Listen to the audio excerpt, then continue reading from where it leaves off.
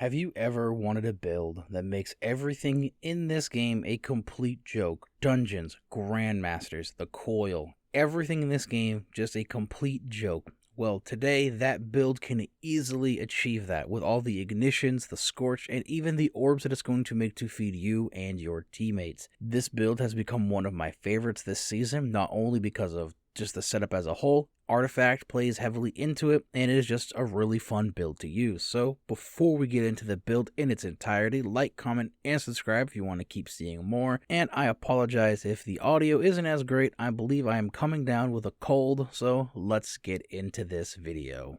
The exotic that we're going to be using to achieve this particular build playstyle is going to be Dawn Chorus, which comes with the exotic trait Rites of Ember. Your Daybreak projectiles deal more damage and scorch targets on impact. Your scorch is improved and you gain a small amount of melee energy when your scorch damages a target. This particular exotic is one of my favorites to use on Solar Warlock and always has been. However, it does have the same problem that Precious Scars has, and that is it is rather ugly. But luckily for this exotic, the ornament is actually really good. So as long as you don't take off the ornament, you will not have a problem with the way your warlock is going to look. But besides that, this exotic will allow our Daybreak projectiles to apply 30 scorch on hit, 40 with Ember of Ashes, and deal 90% increased damage. I do wish the increased damage was a little bit more, as I don't feel like it is enough to compete in that high-end endgame content, but that is just my opinion. You can use whatever you want. Also, with this exotic, Daybreak will often hit twice for double the damage and double the scorch buildup, making it easier to ignite targets. Now, as I mentioned, I'm not a huge fan of Daybreak inside of endgame, so we're going to be using Well of Radiance, as the Daybreak isn't the real reason we are really taking this exotic. The reason we're really taking this is going to be for the increase to our scorch damage. With this exotic, our scorch is going to be increased by 200% inside of PvE, and each time that scorch damage ticks a target, we're going to get 5% of our melee back. So with all of this, we want our weapon to be able to easily scorch targets and even to easily cause ignitions, and the weapon to achieve that with ease is going to be Polaris Lance. This is an exotic solar scout rifle that comes with the trait The Perfect Fifth. Precision hits return ammo to the mag.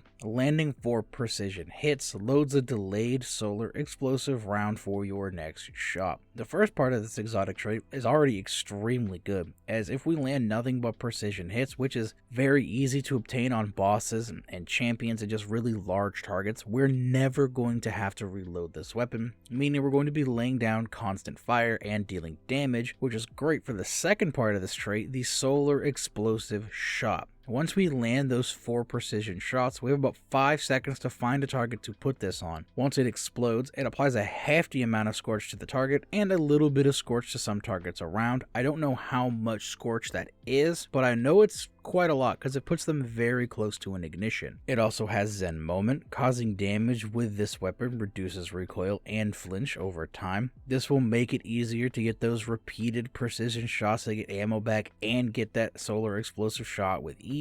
It also has a catalyst that comes with Dragonfly. Precision kills create an elemental damage explosion. This is very nice for the ad clear it gives, but I do wish it was incandescent instead to play into all the scorch and ignitions that this gun can already put out. And honestly, because I'm a little selfish, and I think it would make this build just that even little bit better as a whole. For our class setup, we're going to start with the aspect Touch of Flame. Your healing, solar, firebolt, and fusion grenades all have enhanced functionality, and I like to take solar grenades so they're going to last longer and they're going to occasionally spit out blobs of lava. Now you can take whatever grenades you want. I prefer solar for this particular build because it does a decent amount of scorch. It has a very large area of effect, meaning we can actually get a bunch of ads in there and we can actually take care of them with ease because of the increased scorch damage from Dawn Chorus. The second aspect on this build is completely up to you and your playstyle, whether that be Heat Rises or in my case Icarus Dash. dodge quickly while airborne. While Heat Rises is active, you gain an additional dodge, and while airborne, rapidly defeating targets with weapons or super will cure you. The cure is very nice, but it's not something we're really going to take advantage of too much, as I just like the additional movement that Icarus Dash gives me as a whole, because I'm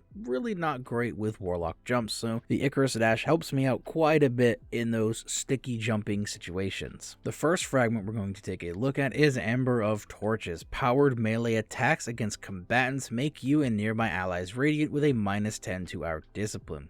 Radiant plays a huge part into this build, as our artifact plays a ton into it, plus a 20% damage buff to our weapons, never hurt anybody, plus the ability to deal with barrier champions is also just a really nice cherry on top, as scout rifles this season are nowhere to be found on the artifact, so being able to become Radiant and then have Polaris Lance be able to deal with barrier champions is super helpful, and I found it to be very easy to deal with those barrier champions with Polaris Lance. The second fragment we're going to be taking a look at is going to be Ember of Wonder. Rapidly defeating multiple targets with solar ignitions generates an orb of power with a +10 to our resilience. We're going to be causing a ton of ignitions with our weapon and our abilities, so now we can make orbs when we get those multiple defeats. Now I know it says multiple defeats, but it just needs to be 2 targets with an ignition to drop that orb, which we can then use to feed our armor mods and our super. This does have a 10-second cooldown between orb creation, but we're going to be making so many solar ignitions that you're really not going to notice it that much. The third fragment we're going to be taking is Ember of Char. Your solar ignition spreads Scorch to affect targets with a +10 to our discipline. When we do cause that solar ignition, we're going to spread Scorch, which is going to do more damage and give us melee energy because of Dawn Chorus. It's also going to put us closer to the next ignition with the 40 stacks of Scorch that it spreads, which is super helpful in this build, because the final fragment we're going to be taking is Ember of Ashes, where we simply apply more Scorch stacks to targets. This to me is probably the most important fragment in this build,